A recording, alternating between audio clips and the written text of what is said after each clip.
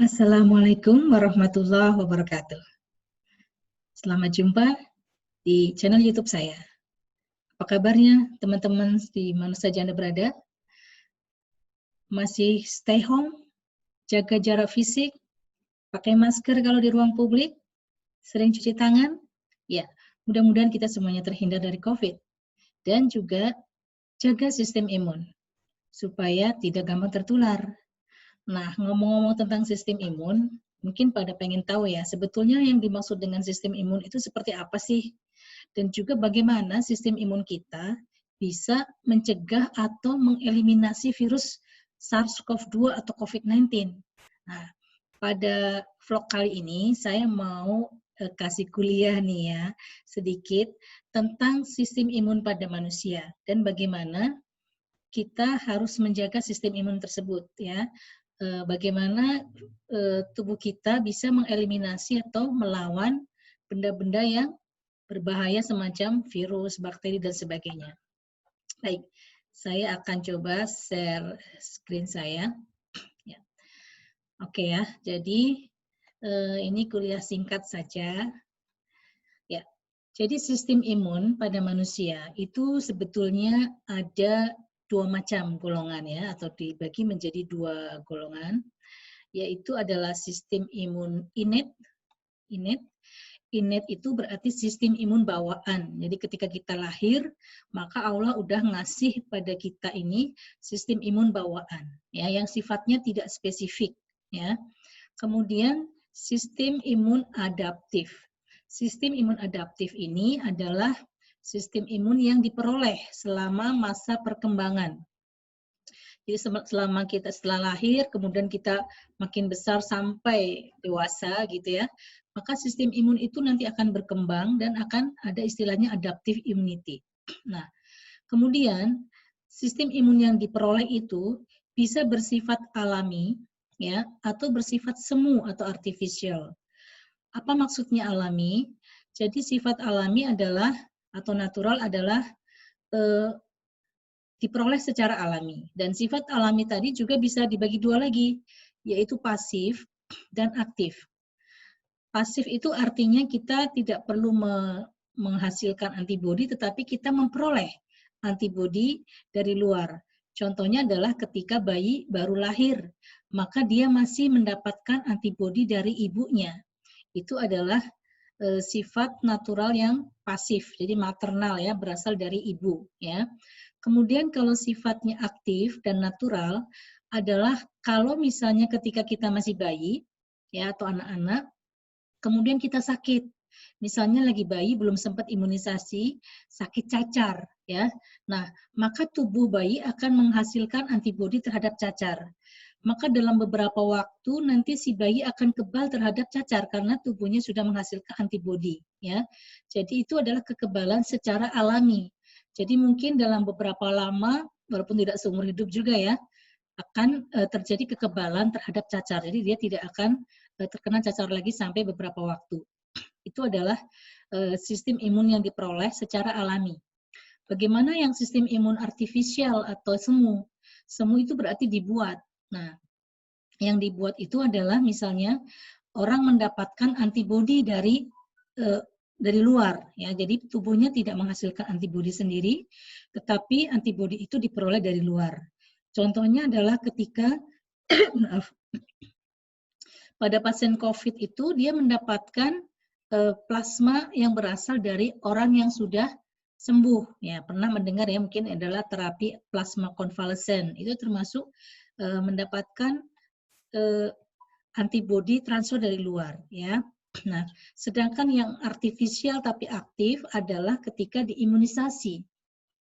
Vaksinasi, imunisasi pada saat kita bayi ya, pada anak-anak itu adalah bertujuan memicu atau menginduksi sistem imun secara semu tetapi aktif ya, secara aktif. Nah, itu. Ya. Jadi ini adalah sistem imun di mana organ-organ yang mengatur sistem imun atau yang terlibat dalam sistem imun itu macam-macam ya, ada amandel, timus ya, limpa dan lain-lain ya. Nah, kemudian dari yang tadi ya kita mempelajari ya, jadi ada innate immunity dan adaptive immunity. Nah, sekarang kita lihat yang innate dulu ya. Jadi yang innate atau bawaan adalah sistem imun yang kita dapatkan sejak lahir. Sifatnya tidak spesifik, kemudian dia melibatkan proses fagositosis. Jadi fagositosis itu memakan kuman dan sebagainya ya, dengan memakan benda-benda asing yang tidak diinginkan ya.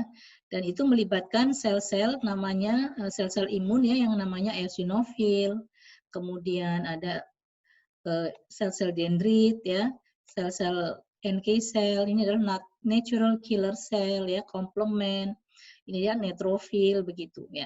Ini sifatnya tidak spesifik dan dia nanti akan bekerja dalam satuan jam ya. Ketika ada paparan masuk, kita makan dan makanannya itu mengandung kuman, maka sistem imun itu akan bekerja untuk mengeliminasi. Tetapi itu secara tidak spesifik ya, mungkin antigen atau apapun yang dianggap sebagai benda asing. Nah, sedangkan adaptive immunity itu adalah yang melibatkan antibody ya. Jadi ini merupakan sistem imun yang diperoleh. Jadi selama kita berkembang ya, sejak kanak-kanak, sejak bayi, kanak-kanak begitu, maka kita akan sering terpapar kan oleh suatu tadi ya, kuman, bakteri dan sebagainya. Karena kan tidak mungkin bersih sekali kan lingkungan kita. Nah, sistem imun adaptif ini melibatkan limfosit ya, yaitu beta limfosit yang akan menghasilkan antibodi serta limfosit T. Jadi limfosit ada B ya sama limfosit T. Limfosit T ini adalah yang akan mengenali suatu antigen atau suatu benda asing itu yang dianggap asing, yang kemudian akan memicu sel-sel limfosit ya, di mana untuk responnya adalah dalam satuan hari ya. Jadi akan menghasilkan antibodi. Dalam konteksnya dengan COVID misalnya, maka tubuh akan ketika seseorang ya terpapar COVID ya, terinfeksi COVID, maka tubuhnya akan menghasilkan tadi antibodi terhadap COVID. Berarti secara spesifik ya. Jadi kalau terpaparnya virus cacar, maka antibodinya adalah antibodi cacar. Tapi kalau terpaparnya virus COVID, maka yang terhasilkan adalah antibodi terhadap COVID-19 ya. Nah, tadi hitungannya kan sampai harian ya, hitungannya hari. Jadi mungkin pada hari pertama walaupun kita terinfeksi COVID belum akan muncul antibodinya. Tapi lama-lama kemudian pada hari berikutnya sedikit demi sedikit sampai mungkin nanti baru hari ke-7 mulai memuncak ya, mulai tinggi. Itulah makanya ketika kita di rapid test ya, kita mungkin para netizen pernah mendengar istilah rapid test. Rapid test itu kadang-kadang tidak selalu bisa mendeteksi apakah ada virus atau tidak, karena rapid test itu hanya mendeteksi imunoglobulinnya tadi atau antibodinya tadi. Ketika seseorang di rapid test pada hari pertama atau hari kedua ketika dia terkena virus, maka mungkin rapid test itu akan menghasilkan hasil yang negatif. Tapi sebetulnya itu adalah negatif palsu atau false negatif ya. Nah, sehingga biasanya harus diulang ya untuk memastikan apakah benar-benar tidak ada virus COVID-19. Ya, ini adalah sistem imun pada manusia. Nah, terus kemudian sistem adaptif tadi ya masih dibagi lagi menjadi sistem imun humoral dan sistem imun termediasi oleh sel atau seluler. Ya, sistem imun humoral itu melibatkan aktivasi dari B sel. Jadi ceritanya begini, ketika ada suatu antigen ya, ada suatu virus tadi ya, kita contohkan misalnya virus COVID lah ya. Nah, ketika virus COVID masuk ke dalam tubuh kita, maka nanti akan memicu atau akan menstimulasi beberapa jalur ini. Yang pertama, nanti akan langsung memicu B sel atau sel limfosit B untuk kemudian berubah menjadi plasma sel dan menghasilkan antibodi. Antibodi inilah yang kemudian akan membunuh atau mengeliminasi dari virus ya. Jadi ini menghasilkan antibodi, merupakan pertahanan dari terhadap bakteri, toksin ya, virus seperti itu. Nah, bagaimana dengan jalur berikutnya? Jalur berikutnya ini di tengah, antigen dari virus itu nanti akan akan diterima oleh suatu sel namanya sel makrofag. Kemudian nanti akan dimakan begitu ya, dicerna kemudian dipresentasikan atau ditunjukkan kepada sel limfosit T. Sel limfosit T nanti akan memicu namanya sel T cell helper, ya, limfosit T helper. Kemudian nanti akan memicu suatu sel memori, sel B cell, ya. Kemudian ke sini memicu plasma sel menghasilkan antibodi, sama. Jadi walaupun jalurnya sedikit berbeda, ujungnya sama, yaitu menghasilkan antibodi, ya. Jalur yang ketiga ini adalah jalur humoral. Ya, kalau humoral ini adalah melibatkan T cell tapi yang sitotoksik. Jadi T cell itu ada dua macam, ya, T helper sama T sitotoksik. Di sini ketika antigen masuk ke dalam tubuh, ya, kemudian nanti akan masuk ke dalam sel, ya, masuk ke sel-sel yang terinfeksi, maka akan dikenali oleh T cell.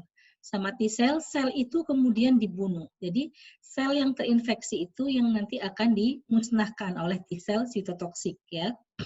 Jadi dia akan mengaktifkan T cell, kemudian mengikat atau melisiskan, ya, menghancurkan dari sel yang terinfeksi, ya. Jadi kalau digambarkan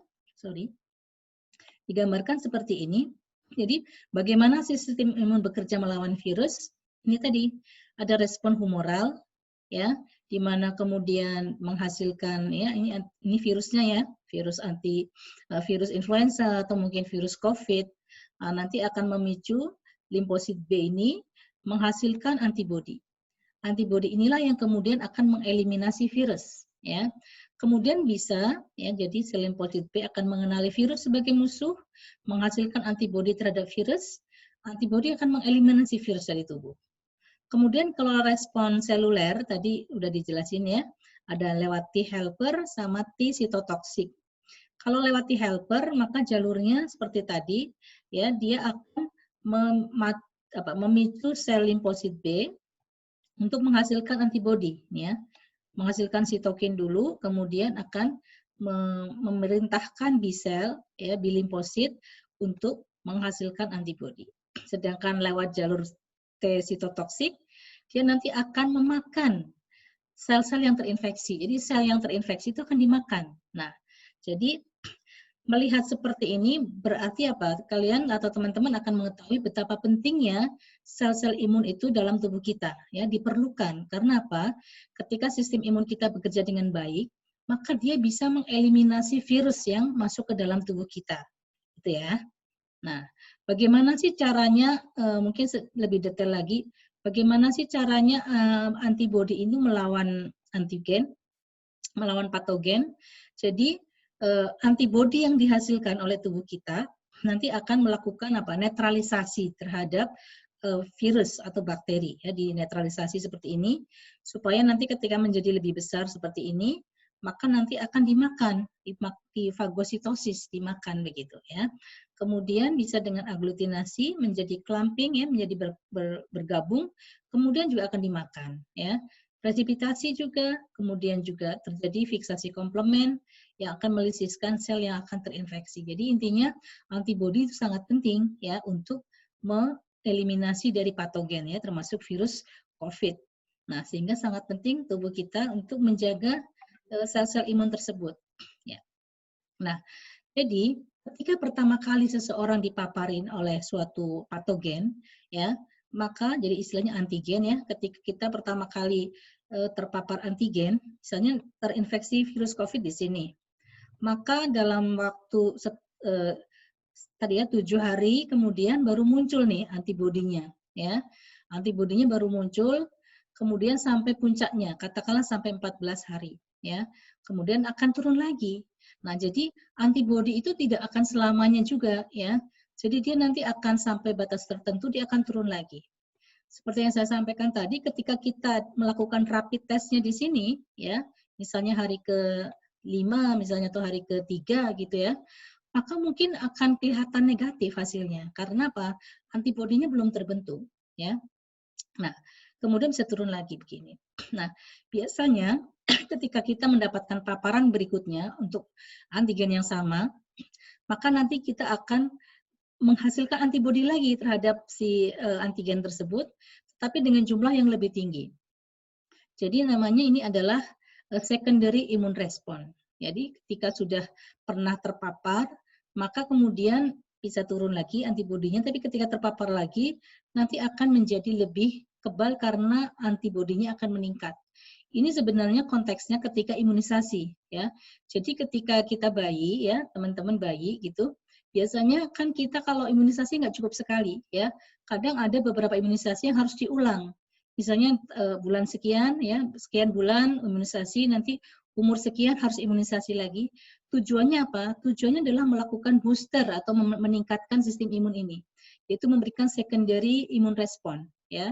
Supaya apa? Supaya nanti antibodinya lebih sustain, lebih bertahan begitu ya, sehingga kekebalannya bisa lebih lama. Nah, itu adalah singkat ceritanya mengenai induksi sistem imun di dalam tubuh kita yang sangat penting ketika kita menghadapi COVID-19.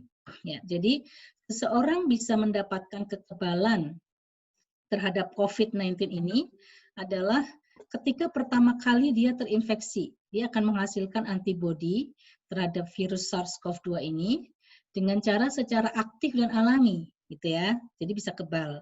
Tapi sekali lagi ketika hanya baru pertama kali, mungkin kekebalannya juga tidak akan bertahan terlalu lama ya, bukan berarti akan kebal terus begitu, ya. Karena antibodi itu juga jumlahnya akan bisa berkurang atau bisa menurun, ya. Kemudian, nah kalau pengen aktif tetapi semu adalah divaksin. Sayangnya vaksinasi sampai sekarang belum ada ya, artinya sedang masih dikembangkan sehingga belum ada vaksin COVID. Ini vaksin adalah untuk menginduksi imunitas secara aktif tetapi artificial, artinya dibikin ya.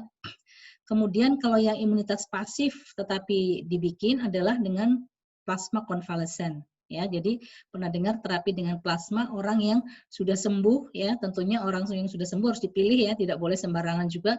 Jangan sampai nanti juga menularkan penyakit yang lain kalau pasiennya atau kalau donornya itu misalnya memiliki penyakit yang lain atau infeksi yang lain ya. Oke ya, jadi begitu teman-teman. Saya stop sharingnya. Jadi itulah pentingnya kita mengetahui tentang sistem imun, bagaimana sistem imun itu penting di dalam mengatasi atau menjaga dari infeksi COVID-19 ya. Nah, mungkin itu dulu untuk kali ini dan nantikan vlog saya berikutnya.